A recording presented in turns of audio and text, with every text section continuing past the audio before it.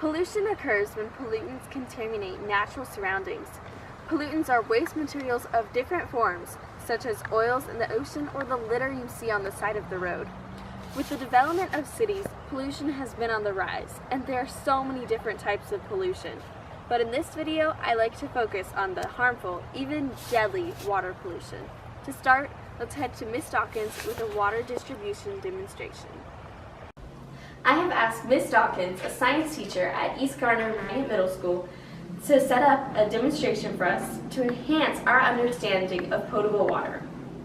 Alright, Emily, let's get started. This first beaker we have here is representing all the water on Earth, which, as you know, is called the hydrosphere. And we've essentially taken water, scaled it down, and made it represent what would be the entire hydrosphere. It's a lot of water, Miss Dawkins. It is a lot of water, and that water has to be distributed, which is what we have represented with these other beakers, which is what I want you to try to figure out, how that water is distributed throughout the world. Are you ready? Yes, I am ready. All right, let's go. Let's start off with this first beaker, this green one here. What do you think that represents in terms of the hydrosphere?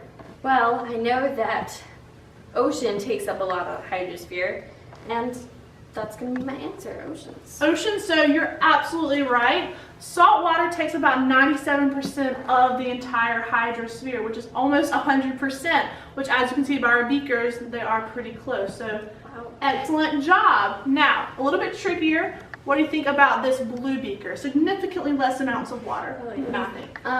Well, you mentioned something about glaciers or lakes and rivers, so I'm going to have to say that that one is glaciers.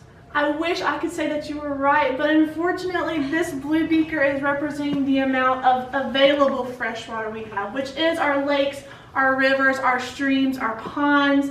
Unfortunately, that is not including glaciers. But that's okay. Let's go for redemption. What about this purple beaker here? All right, I'm going to have to go with the answer I got wrong last time. Glaciers. And again, you are absolutely right. This purple beaker is representing our unavailable fresh water, which is found in our glaciers, ice caps, and including groundwater. All right, so we have one more beaker there, and it's empty. What is that supposed to represent? Well, we did mention potable water a bit earlier in the video. Could this empty thing be potable water? Well, not empty, because, you know, potable water is the water that we as humans use for like bathing, drinking, washing dishes, washing clothes, that sort of thing. So it can't be empty because we use water. But it's pretty close, Emily. Potable water is actually such a small number that in terms of this demonstration that we have with this representing all the water on Earth, potable water is actually one drop of all of the water on the entire Earth. Wow. Wow. One drop, guys. Potable water right here. Whoop. Puts things into perspective, doesn't it? Oh yeah. I'm definitely gonna conserve from now on. Thank you so much. You're welcome. I hope this put things into perspective for you a little bit better. It definitely did. Potable water is water that is safe for humans to drink and use. It is important that we keep this water safe. After all, there is only a very small amount, as we saw in the demonstration with Miss Dawkins. Out of the 53,819 square miles in North Carolina, there are 5,201 square miles of water. That means 9.7% of North Carolina is water. It consists of groundwater and surface water, which are both very important sources of potable water. The question is, how can we keep this water safe? For an answer, let's go to the experts.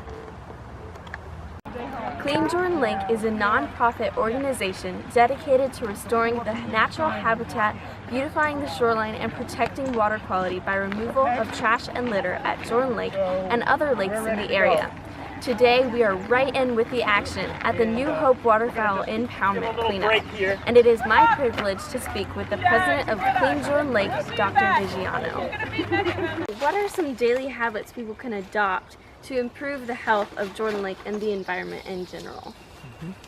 Well, to begin with, of course, we're focused on the problem of trash at the lakeside, and where does that trash come from? It comes from the entire watershed. So one of the habits that people can change would be to not throw anything on the ground anywhere in the watershed, all the way up to Greensboro, all the way up to Hillsboro, 1,700 square miles of area, Yeah.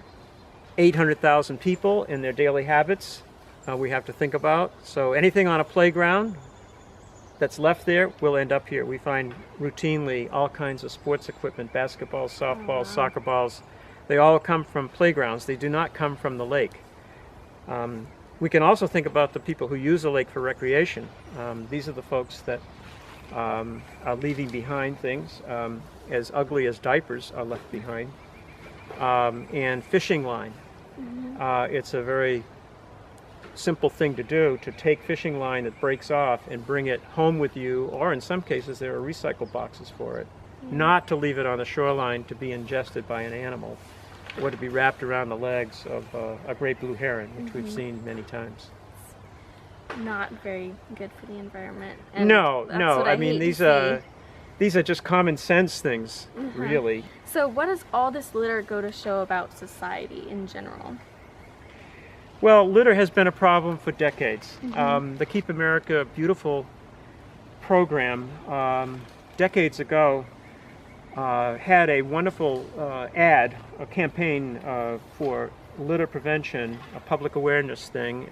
You are probably too young to remember it, but it was the American Indian with a teardrop coming down his face, and he was looking at trash on the landscape. His land, right? The American Indian's land, if you will. So in that sense, we've been fighting this litter problem forever, and it just gets worse. Yeah. And it gets worse because I have to say that all of these fast food organizations continue to use materials that are not environmentally friendly. Styrofoam is the worst thing. It's ingested. It stays a long time, ingested by birds. And if you go along any roadside, you'll see lots and lots of styrofoam and plastics. So we have these kinds of problems which just continue as we still don't come to grips with how to keep plastic bags out of the the environment. And we also have material that blows off of trucks. It could be anything. But in our case, in fact, it's even things like, it's not just litter, but it's things like industrial products. It's things like construction products. We find lubricating oils in cans. We find hydraulic fluids, gasoline tanks, even large propane tanks that somehow come, I don't know from where, off of maybe some sort of a mobile home park or something. So these are, it's sort of endemic. It's an issue that will be with us forever. And so we need to do public awareness. Yes, definitely. Thank you for your time. Now let's clean up some trash. You're welcome.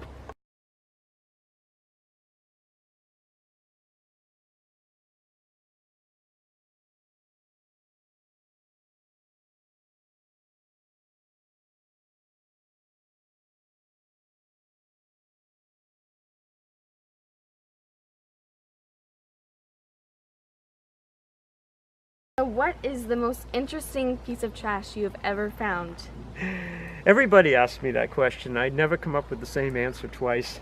For you, I'll say that we have found 2 water meter covers that say the city of Greensboro on them. So if anybody doubts that is a watershed problem, all I do is put this up in front. I say, this is, when I give a talk, I say, this water meter cover came from the city of Greensboro. Certainly nobody from the city of Greensboro brought it in their car and dumped it at the lake. It had to have been flushed down the lake.